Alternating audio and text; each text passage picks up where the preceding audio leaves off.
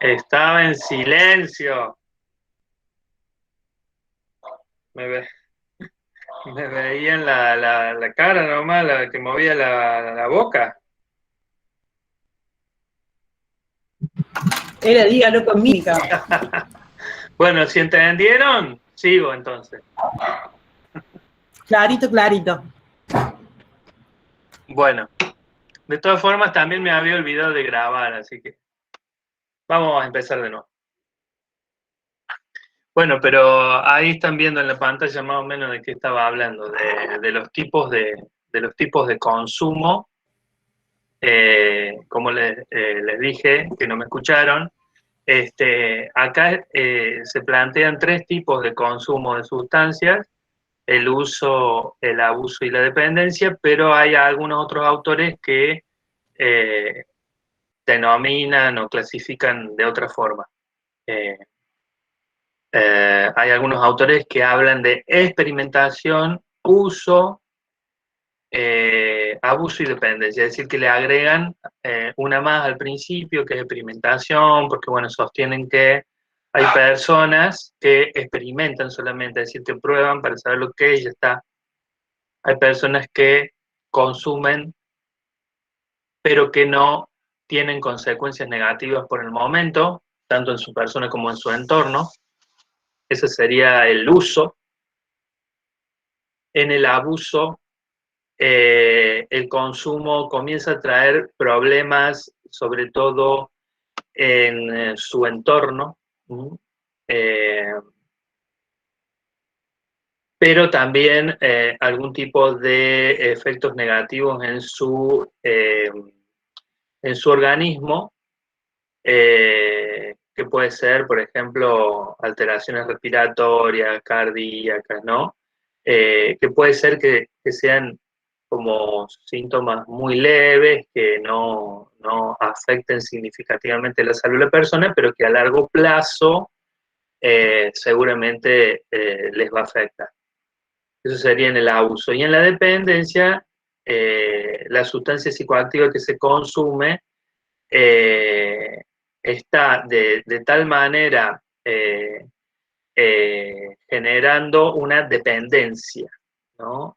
Es decir, que la persona tiene consecuencias negativas tanto en su organismo como en su conducta, como en la relación con su entorno, y no la puede dejar. Y si la deja, por obligación o por presión o por lo que sea, eh, se presenta el síndrome de abstinencia.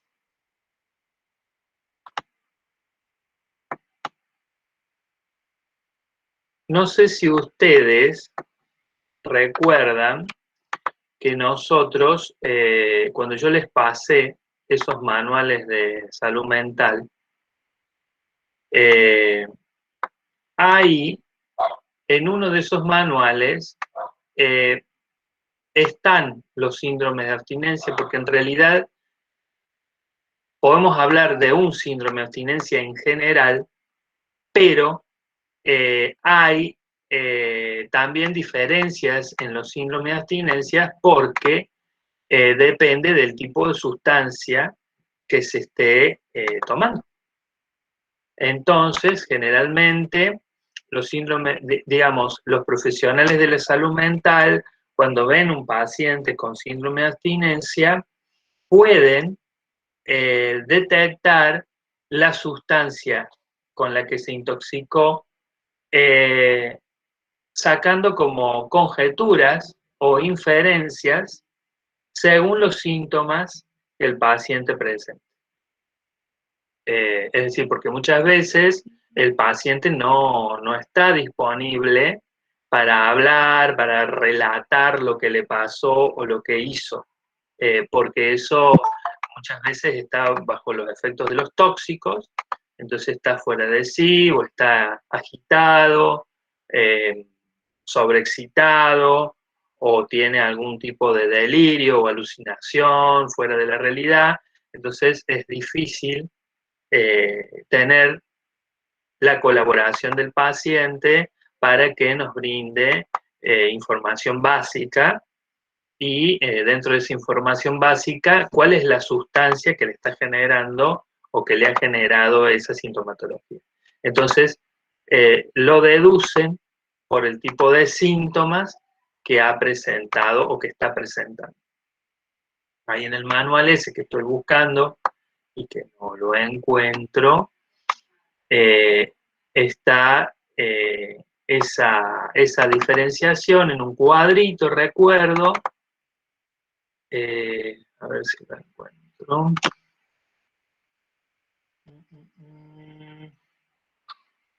No, porque lo debo tener en el celular. Protocolo de atención en situaciones de crisis u urgencias. A ver si este.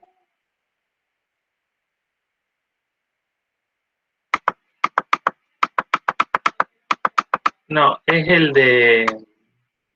Hay uno que es el del Ministerio de Salud. Ese es el que estoy buscando.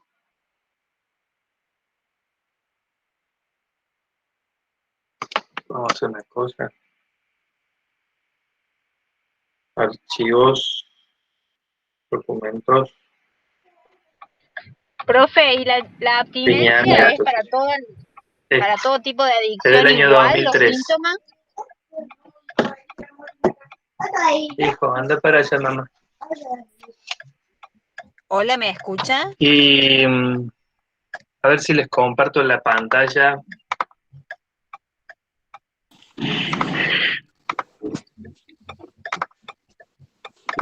¿Soy yo el que tiene mal audio o se escucha mal? ¿Se escucha mal? Muy ver. bajito, lo escucho. ¿Qué dice el resto? ¿Qué dice? Sí, yo también se escucha cortado y creo que A mí se no me me escucha. escuchan. Se escucha ¿Cómo cortado. escucha el resto? A ver si alguien Bien. puede... ¿Ah? Me escucho bien. Acá por lo menos se escucha. El libro que habla usted es el protocolo de intervención en situación de crisis y de urgencia de salud mental. ¿Escuchan, chicos? Sí. Bien. Levanto un poco la voz por las dudas. Profe, el libro que busca usted es el protocolo de intervención Bueno, de situación. acá está. Seguramente lo están viendo en pantalla. Acá están, ¿ven? A ver si los puedo agrandar. Acá a la derecha de la pantalla van a ver los síntomas o cuadros más comunes que se presentan. Y en esta... A ver. Claro, porque están entre todas estas manifestaciones, al final, fíjense que dice, en el punto 6, dice síndrome relacionado con el uso de psicofármacos, entonces pone síndrome extrapiramidal, síndrome colinérgico agudo, síndrome neuroléptico maligno, síndrome serotoninérgico, reacción paradojal por benzodiazepinas. Ven que ahí les va explicando qué tipo de síntoma genera cada grupo o familia de drogas, ¿no? Por eso, digamos, la sintomatología puede ser muy variada, digamos, de acuerdo a la sustancia. Por ejemplo, pues las distonías, ¿no? Bueno, hay muchos términos técnicos de la psiquiatría, parkinsonismo, bueno, en el síndrome colinérgico, ataxia, ¿no? Que es quedarse duros, midriasis, confusión, bueno, va diferenciando. Esto, diríamos, quienes se especializan en adicciones ya se lo saben de memoria, digamos. Entonces, cuando ven el tipo de síntoma que presenta el paciente, ya de ahí sacan qué tipo de sobredosis ha tenido y qué tipo de abstinencia tiene. Porque sobre todo los psiquiatras que van a atender en la urgencia tienen que saber cómo medicar esa situación. Ustedes saben que los psicofármacos tienen interacciones entre sí, entonces si el paciente, por ejemplo, está con sobredosis de cocaína, hay ciertas medicaciones psiquiátricas que están contraindicadas, que no se pueden administrar porque la combinación con la sustancia que el paciente ya tiene en el cuerpo puede ser mortal o puede ser gravemente afectarlo gravemente, digamos, en su salud. Por eso, generalmente, el enfermero en estas situaciones lo que tiene que saber, más que nada, es observar lo más objetivamente posible y registrar lo más detalladamente posible las conductas y los indicadores sintomáticos del paciente. Porque es el que va a informar con la mejor exactitud posible qué es lo que ve conductualmente y en el paciente. Bien. Volviendo un poco, entonces, al tema del uso, abuso y dependencia, más abajo ustedes tienen los criterios del manual diagnóstico psiquiátrico. Los así están ahí, claro. El manual diagnóstico psiquiátrico. Ahí ustedes tienen los criterios para diagnosticar abuso y para diagnosticar dependencia. En primer lugar, lo que pueden ustedes notar es que en ambos casos el manual tiene como requisito que los síntomas se hayan presentado por lo menos durante 12 meses, es decir, que hayan estado durante un año manifestándose. Luego, fíjense que tanto abuso como dependencia van marcando los tipos de problemática que presenta el paciente. Si ustedes prestan atención, en el abuso de sustancias hace más hincapié en problemáticas que tienen que ver con el ámbito social del paciente. Es decir, incumplir obligaciones laborales, incumplir obligaciones educativas, incumplir obligaciones o responsabilidades familiares, ¿no? Como muchas faltas en el trabajo, ausencias, suspensiones o expulsiones en la escuela, descuidar a los niños, violencia doméstica, etc. Y también, además del ámbito social del paciente, también hace hincapié en las conductas, en lo psicológico, digamos, que estaría acá representado en el punto 2, cuando dice consumo recurrente de la sustancia en situaciones donde el paciente sabe que físicamente es peligroso. Por ejemplo, conducir un automóvil drogado o operar una máquina de trabajo bajo los efectos de la sustancia. Ese sería el abuso, digamos. La dependencia se va a diferenciar básicamente en que los síntomas son predominantemente físicos, es decir, se manifiestan más que nada en el organismo. ¿De qué manera? De dos maneras principales: tolerancia y abstinencia. Tolerancia es el fenómeno físico donde un cuerpo se va acostumbrando a cantidades cada vez mayores de una sustancia. ¿Ah? Es decir que, por ejemplo, hay personas que dicen: yo antes con medio miligramo de clonazepam dormía toda la noche y ahora necesito 1 miligramo. Y el mes que viene va a necesitar 2 miligramos. Eso sería el efecto de tolerancia, ¿no? El cuerpo, para lograr el efecto que se está buscando con la sustancia, necesita cada vez más dosis, sea de sustancia legal o de ilegal. Y el fenómeno de abstinencia, ¿no? Que ahí es lo que yo les decía, habrá que ver, porque va a haber un síndrome de abstinencia que va a ser específico para el tipo de sustancia que consuma el paciente predominantemente, porque a veces consume varias sustancias, pero hay una que predomina y es la que genera la abstinencia.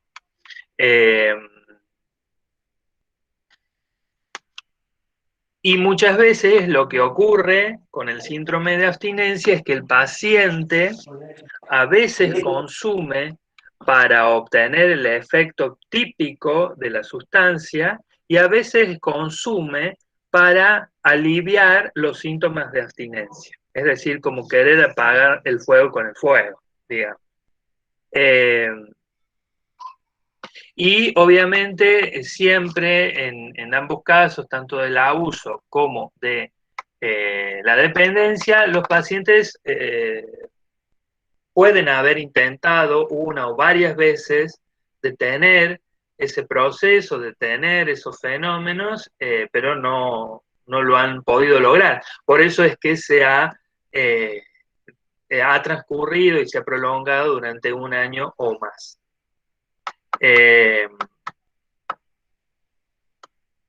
Bien.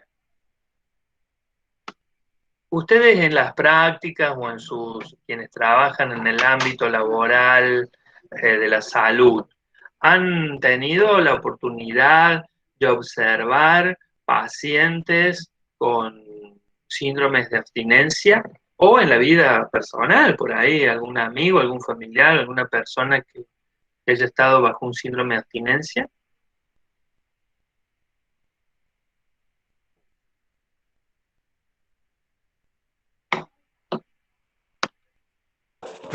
Yo por ahí he visto síndromes de abstinencia, o por ahí han llamado por síndromes de abstinencia en cuestiones laborales de acá donde trabajo yo, y están como en crisis, están como mucho temblequeo, no sé cómo explicarlo. Una crisis ¿Me de escuchan? ansiedad, están como con crisis. Hola. Sí, Escucho. sí. Ah, bien. ¿Y? Sí, que yo digo ¿Qué dicen? que hacen crisis de ansiedad, mucha crisis de ansiedad. ¿Sí o no?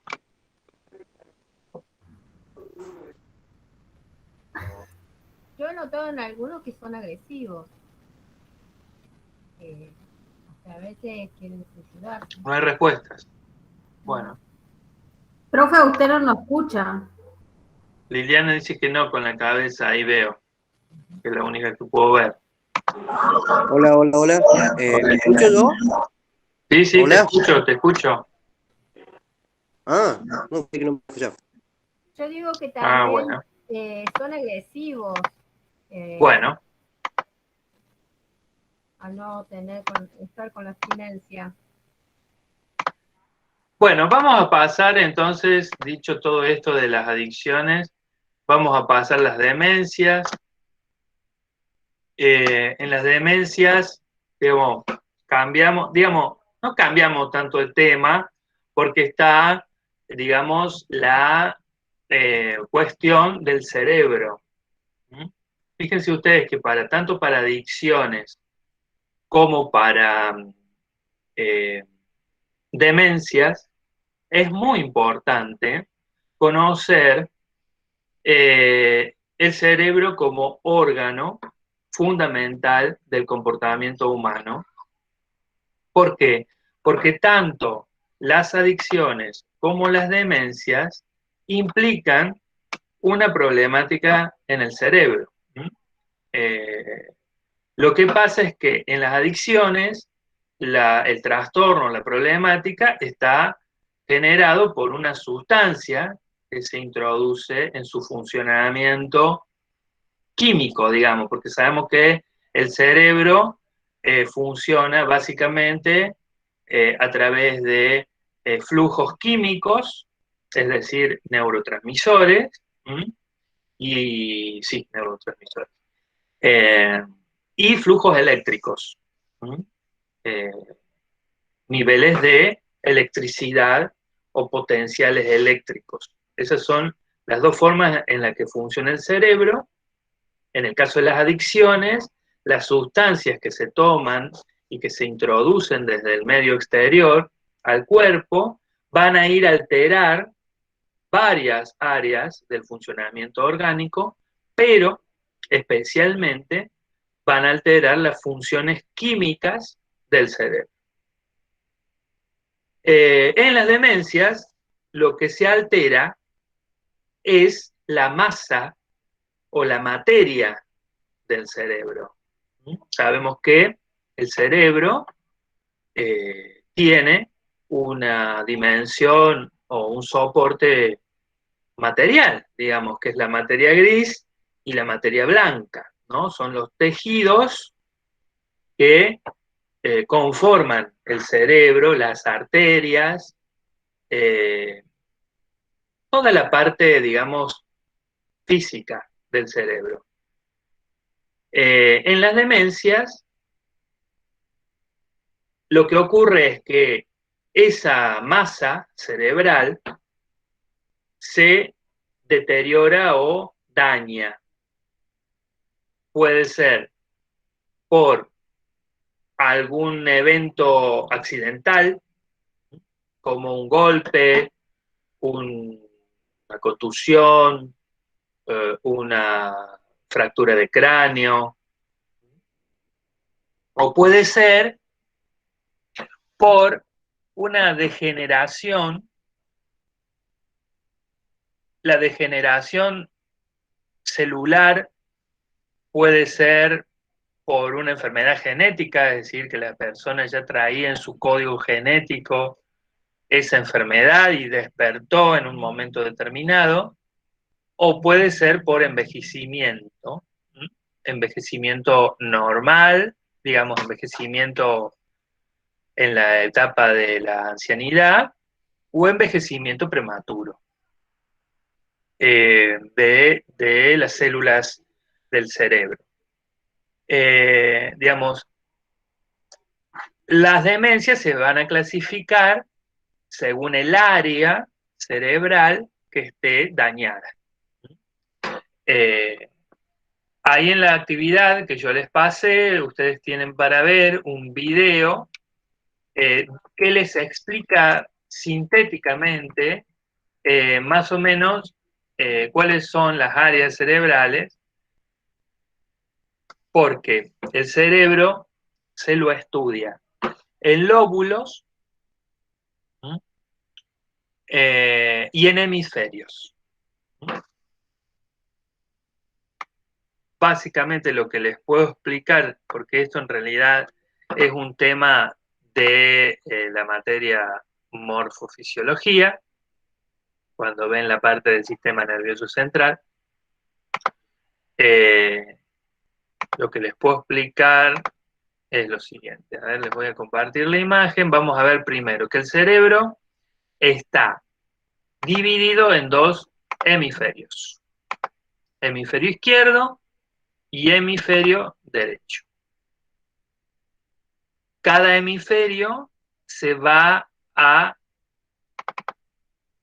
especializar en un tipo de funcionamiento.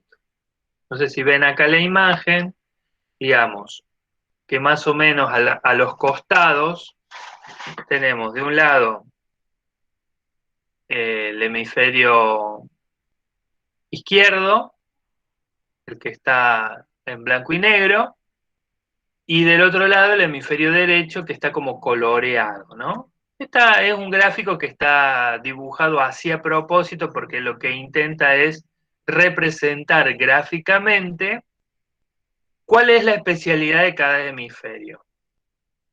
A ver qué interpretan ustedes a a simple vista en este dibujo, ¿qué interpretan? ¿Cómo? Que en uno se utiliza más la creatividad y en el otro más la lógica. Exactamente.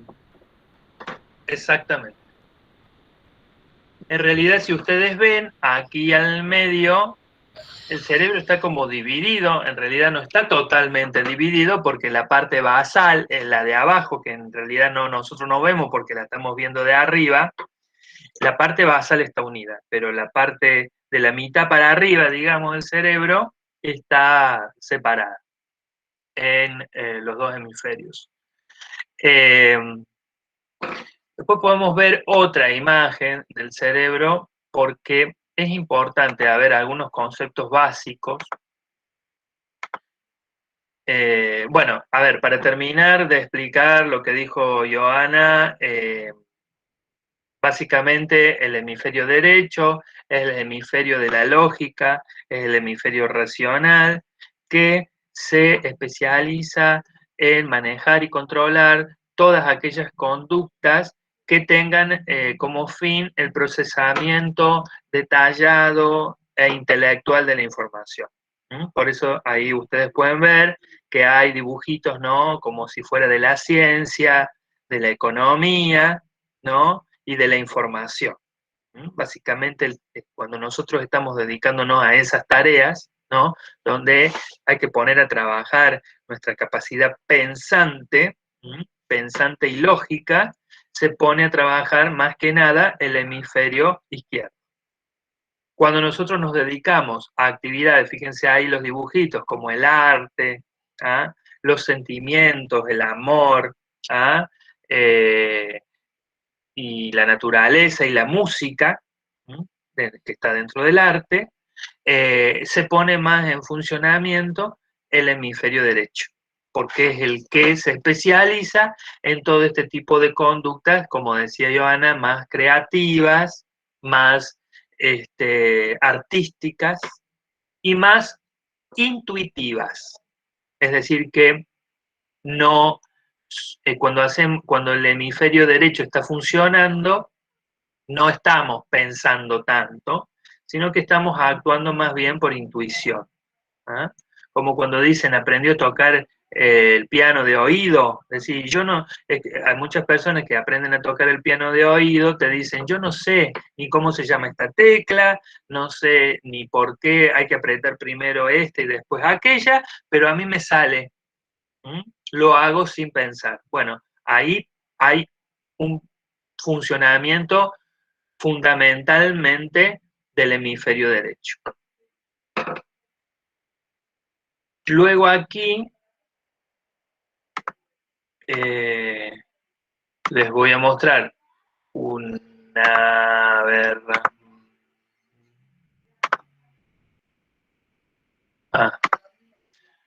otra perspectiva del cerebro les quería mostrar.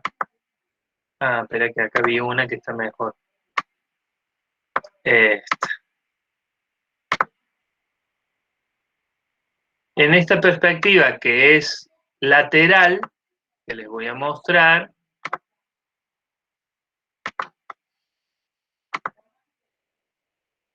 una pestaña.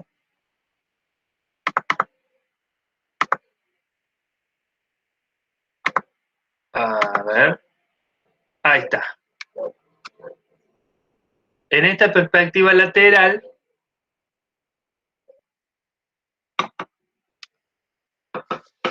nosotros vieron que está dividido por colores, porque así como antes veíamos hemisferios, izquierdo y derecho, ahora estamos viendo los lóbulos del cerebro. Este que está en amarillo es el lóbulo frontal, el que está en rosa es el lóbulo parietal. Seguramente estoy repitiendo cosas que ustedes ya han visto, pero bueno, es para hacer un refresca memoria. El que está en celeste es el lóbulo occipital, el que está en violeta es el lóbulo temporal, el que está acá como en un rosa más intenso es el cerebelo, y esto que está acá abajo es la base del cerebro. Todos estos lóbulos también se especializan en determinadas conductas. Si nosotros, por ejemplo, miráramos al cerebro y lo analizáramos en las funciones que tiene, ¿no? Desde lo más inferior, desde aquí abajo, donde estoy apuntando, creo, con el mouse. Desde aquí abajo hacia arriba, vamos a ver que en realidad el cerebro se va como especializando cada vez más en sus funciones, o se va complejizando. Porque acá abajo, en esta área del cerebelo y en el área de la base o cuerpo calloso que se le llama, ¿qué controla esto? A ver, ¿alguien se acuerda o lo digo yo? ¿Qué controla el cerebelo y el cuerpo calloso?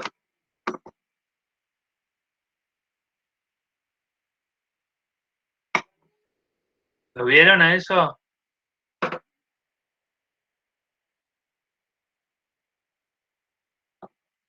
El sistema nervioso central.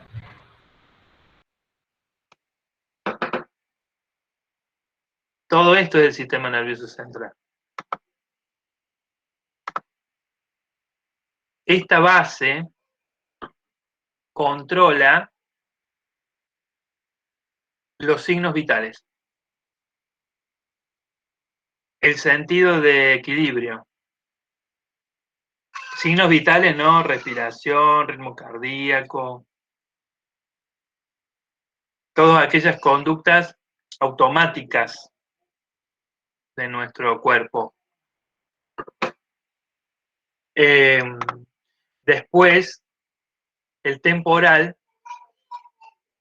este violeta, se especializa en la comprensión del lenguaje y en la comunicación.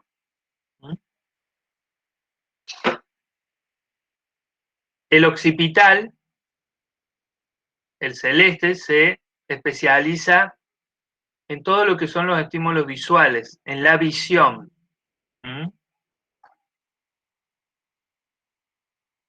El rosa, este que está acá arriba, el parietal, se especializa en los movimientos. Y el amarillo, que es mi favorito,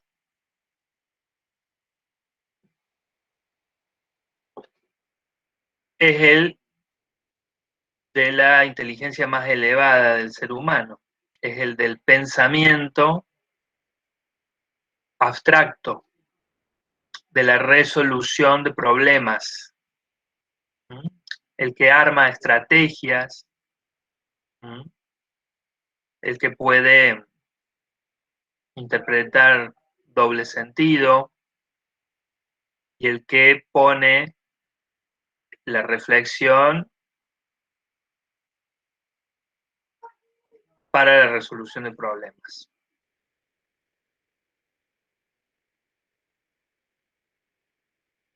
Ustedes sabrán que los seres humanos somos los únicos que tenemos tan desarrollado el lóbulo frontal, este amarillo, porque los animales lo tienen mucho menos desarrollado y hay algunos animales que directamente no tienen lóbulo frontal. Por eso verán que los cerebritos de los animales son mucho más chiquitos porque ocupan mucho menos espacio, porque sería como que le está faltando toda esa parte amarilla que ustedes ven en este dibujo. ¿Por qué es importante entender estas funciones básicas de los hemisferios y los lóbulos? Porque de acuerdo a dónde sea el daño, va a ser el tipo de demencia. Y el tipo de síntomas que va a tener el paciente. Por ejemplo, un paciente con demencia parkinsoniana. ¿dónde tendría que tener el daño?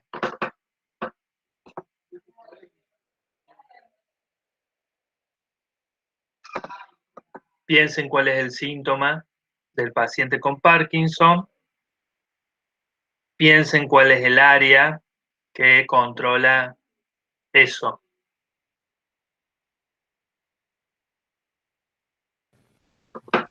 Sería la parte del Liliana, no te escucho. Veo que moves la boca, pero capaz que está. Te digo que debe ser la parte del movimiento. No, no te escucho. No estás en silencio. No.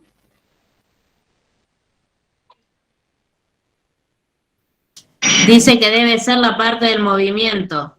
Sí. ¿Cuál sería acá, Rosana, ya que hablaste?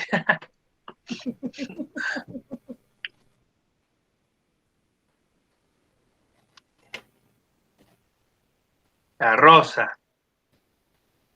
El parietal. Seguramente en un Parkinson el daño está en este lóbulo parietal. Lo que pasa es que no va a ser lo mismo porque además, a su vez, cada lóbulo se va dividiendo hacia su interior en distintas funciones del movimiento, porque el movimiento es muchísimo lo que tiene que producir el cerebro en un ser humano. Están las funciones que se llaman corticales y las funciones subcorticales. Pero bueno, eso ya es hilar muy fino.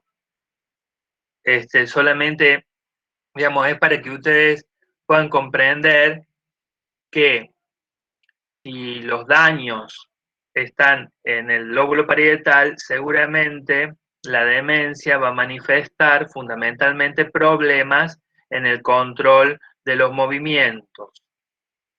Si los daños están en el área temporal, en esta violeta o azul, no sé cómo lo ven ustedes en sus pantallas, va a estar afectada la comprensión del lenguaje o la construcción del lenguaje. Porque, a ver, el lenguaje es un comportamiento complejo que lo fabrican varios lóbulos, no uno solo. Porque el parietal, este rosa, arma los movimientos de la lengua, de la boca, de la respiración, junto con este que maneja la respiración, que es el cerebelo, y a la vez interactúa con este que tiene que ver con la comprensión y el sentido. Entonces se van asociando entre ellos. Entonces por ahí, si solo está la lesión en el lóbulo parietal, podemos tener un paciente que no puede hablar, pero comprende, porque el lóbulo frontal, que es el de la comprensión, está intacto. ¿Ah? Digamos, por eso las sintomatologías se van diferenciando y presentando diferenciadamente de acuerdo al tipo de lesión, a dónde está ubicada y qué parte específica del cerebro está impidiendo que funcione correctamente. Si la lesión está en la parte delantera, esta amarilla, en la parte frontal, aquí seguramente, ¿saben lo que pasa? Que esta área es la que controla los impulsos, es la que nos dice, che, tenés ganas de, no sé, de hacer pis, pero no corresponde que lo hagas acá, tenés que esperar, digamos, el lóbulo de la razón, del raciocinio, ¿no? Entonces, si la lesión está en esta área, vamos a tener los famosos pacientes demenciados que no se ubican en los espacios, que tienen conductas incoherentes, que tienen conductas bizarras, ¿no?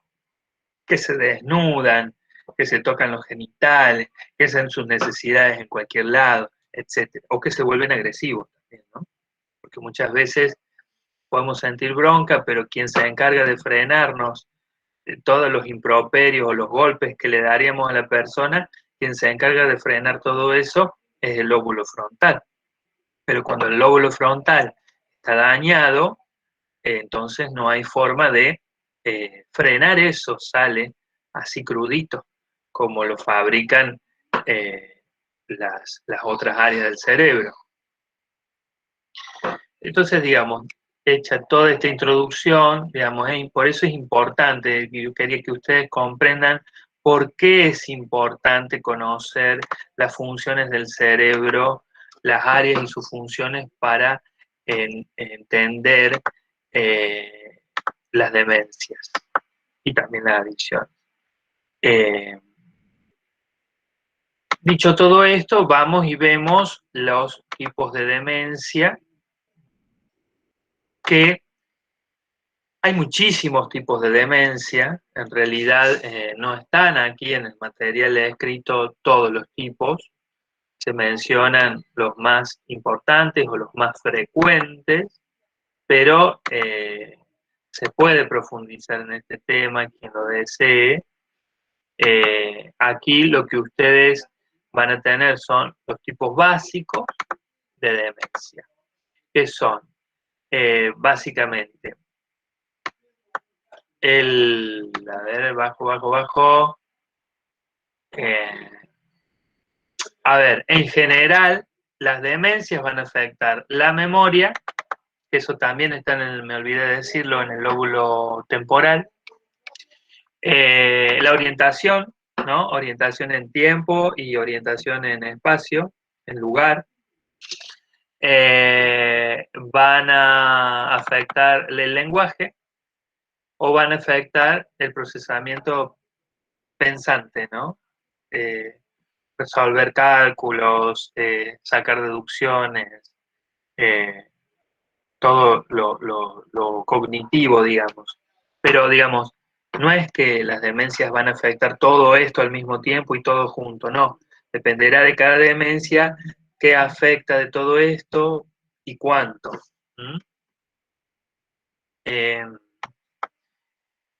Una de las más conocidas es el Alzheimer, que en realidad es una de las más nuevas también, porque se ha descubierto más cerca en la historia de la neurología, porque antes el Alzheimer se confundía con la demencia senil. Pero luego los investigadores, en realidad Alzheimer es el nombre de un investigador, se fue dando cuenta de que había diferencias importantes que merecían que esta enfermedad y este conjunto de síntomas se diferenciaran de las otras demencias seniles. ¿Qué es lo que nosotros vamos a ver principalmente en una enfermedad de Alzheimer? Bueno, primero decir, antes que empezar con los síntomas de cada demencia, todas las demencias son irreversibles, no se curan, ¿ah? Y terminan, es decir, y son graves porque terminan en el fallecimiento de la persona. Los tratamientos que se brindan en la actualidad son paliativos, donde se intenta brindar confort y calidad de vida a la persona en la mayor medida que se pueda y retrasar los efectos negativos de la enfermedad, ¿ah? Con medicación y con estimulación conductual, estimulación cognitiva, estimulación emocional. Bueno, entonces, ahora sí, hablando específicamente del Alzheimer, nosotros vamos a tener que el deterioro de la memoria es lo principal, pero también, porque es como que en la gente común, digamos, identifica el Alzheimer solo por las fallas en la memoria, ¿no? Tenés Alzheimer, te agarró el alemán, todas esas frases que se dicen, pero en realidad la sintomatología es más amplia. No es solamente la memoria, hay alteraciones en el lenguaje, ¿ah? La persona va a confundir palabras, la persona va a usar mal las palabras y hay alteraciones afectivas. Básicamente, ¿en qué afecta en lo afectivo a la persona? En que le genera depresión, es decir, ánimo disminuido, falta de ganas, falta de motivación, desinterés por las cosas del entorno que los rodea. Aparece en la parte cognitiva la desorientación, se desorientan, no saben dónde están, por eso son muy proclives a perderse, si salen hacia un lugar solos porque no saben a dónde van ni dónde están. Y en la etapa más avanzada de la enfermedad comienza a alterar todo lo que es la coordinación motriz de la marcha o del caminar, ¿no? En la demencia frontotemporal, fíjense que aquí ya la palabra nos dice a dónde está la lesión. La demencia frontotemporal están las lesiones en el lóbulo frontal y en el lóbulo temporal. O también llamada enfermedad de Pick por el apellido de su descubridor. Aquí también la evolución es gradual, pero continua.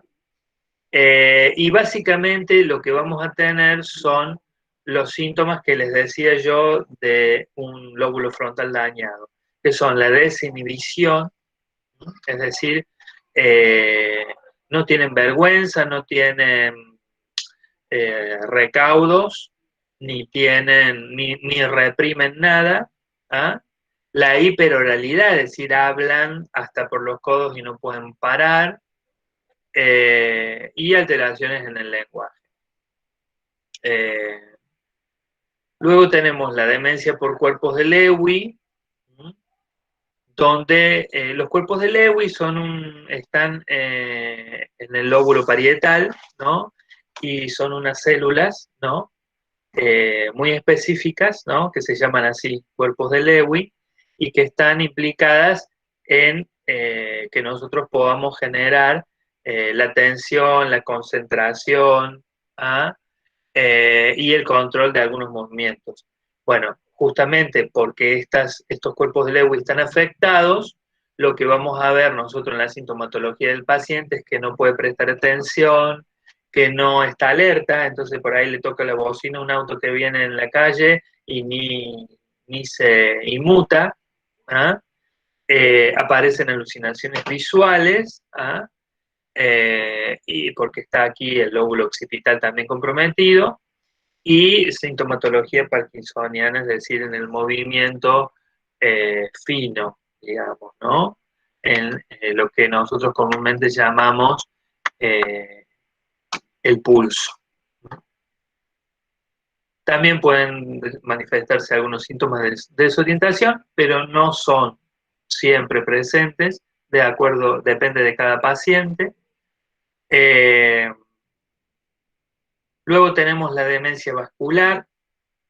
Fíjense ustedes que en la demencia vascular, en realidad, nosotros no tenemos daño en las células neuronales, sino que esta demencia se origina particularmente por daños en la red vascular, es decir, en la red de venas, arterias o venas que nutren al cerebro con sangre, y dentro de la sangre va el oxígeno y la glucosa, ¿no? Que es la fuente de alimentación del cerebro. La demencia vascular puede generar más que nada el deterioro cognitivo, es decir, que aparecen alteraciones emocionales, son personas que pasan fácilmente de la tristeza a la euforia, de la calma a la violencia o a la agresividad, y cambios en la personalidad, ¿no? Se comportan de una manera que nunca se habían comportado, y generalmente es una forma de comportamiento infantil o inmadura. Luego tenemos la demencia por enfermedad de Parkinson, que es una de las más frecuentes junto con el Alzheimer, y en la de Parkinson, bueno, también muy conocida por su alteración en los movimientos finos o pulso de la persona, Pero eso es la forma en que se manifiesta inicialmente la enfermedad. Luego, con el avance de la enfermedad, el polo motor, es decir, la motricidad del paciente, se toma o se afecta en su totalidad. Decíamos que hasta incluso llega a afectar los movimientos automáticos que yo les decía, como la respiración, la deglución, el ritmo cardíaco, que generalmente ya en esta fase, cuando la enfermedad genera la muerte. También puede haber alteraciones en la personalidad y en el lenguaje. Y también puede afectar la parte afectiva con depresión. Bueno, básicamente esas serían las demencias y las diferencias en sus sintomatologías. El rol de enfermería es muy importante en estas patologías porque son patologías donde es necesario poner mucho el cuerpo y la presencia permanente del personal de salud. Entonces, hay muchos enfermeros o enfermeras que se especializan en el cuidado de estos pacientes. Se necesita una capacitación especial, primero para comprender cuál es el origen y la naturaleza y cómo funciona la demencia que tiene el paciente, y luego para poder saber cómo ayudarlo de la mejor manera. Entender que todo lo que es hábitos, reforzamiento de hábitos, reforzamiento de rutinas, es lo más importante en el rol de enfermería, así como el control permanente y estricto del esquema farmacológico, ¿no? Que se cumpla. Pero bueno, yo he hablado con muchos enfermeros que se han dedicado a cuidar este tipo de pacientes y siempre manifiestan, ¿no?, que los riesgos suelen ser cuando el paciente se violenta. Sabemos que hay demencias que son más proclives a la violencia, como puede ser, por ejemplo, la demencia frontotemporal, que es una de las demencias más desafiantes para el enfermero porque generan episodios de agresividad bastante virulentos, ¿no? Entonces el enfermero tiene que tener muy claro cuáles son las técnicas de disuasión y en el caso de no poder disuadirlo, de contención mecánica o farmacológica en los episodios de crisis, ¿no? Pero digamos, hay todo un entrenamiento especial que los enfermeros tienen que hacer para poder tratar o cuidar adecuadamente a estos pacientes porque son muy complejos. Bueno, con eso terminaríamos la unidad. La contención mecánica sería como última opción. Como última opción, sí, porque en realidad lo que se va a buscar es la contención farmacológica más que nada, ¿no? Pero bueno, no es fácil porque a veces el paciente se niega a tomarla o a veces, bueno, se nos pasa y el paciente, nosotros creímos que la tomó y no la tomó, se la guardó en la boca o la escupió y no nos dimos cuenta, y después tenemos el brote de crisis, ¿no?, en nuestras narices, y ahí entonces hay que recurrir a otros métodos porque ya no se puede confiar en el efecto del fármaco. O a veces también he visto que lo que ocurre es que generalmente estos pacientes, como necesitan un cuidado permanente, tienen distintas guardias, es decir, distintas personas que los cuidan. Está el del turno en la mañana, el turno en la tarde, y a veces se arman o se generan fallas en la comunicación o en la coordinación de ese personal, y por ahí a alguno de ellos le toca encontrarse con la crisis por ahí porque no hubo una buena comunicación de si tomó o no tomó la medicación, y se encuentran con estos episodios. Pero también, por ejemplo, en la enfermedad de Alzheimer, el enfermero tiene que tener una conducta muy especial, digamos, porque los enfermos de Alzheimer son muy susceptibles a los tratos por ahí medios rígidos o tratos medios fríos, digamos.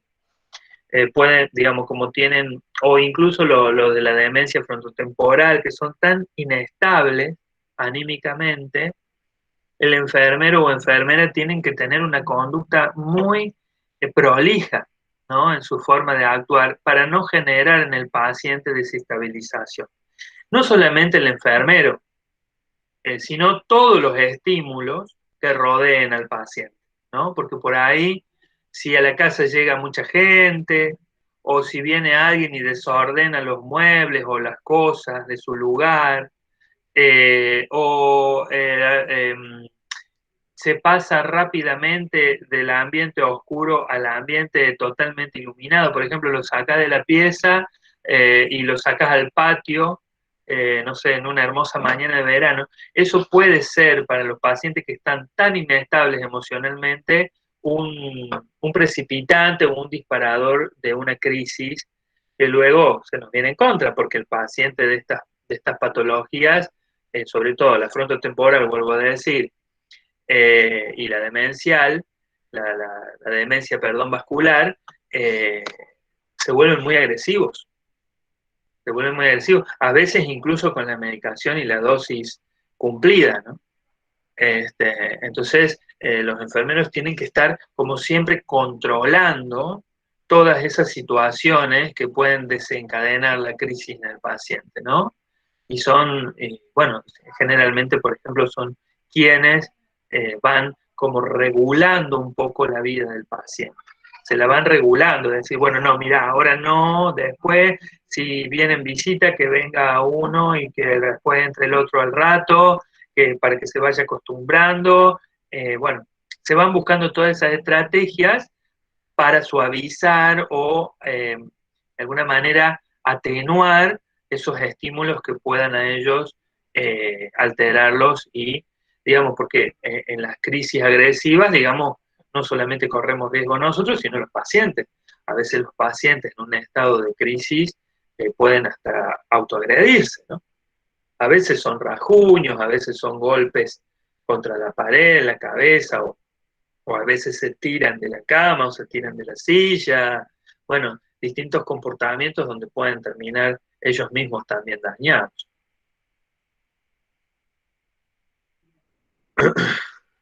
Bueno,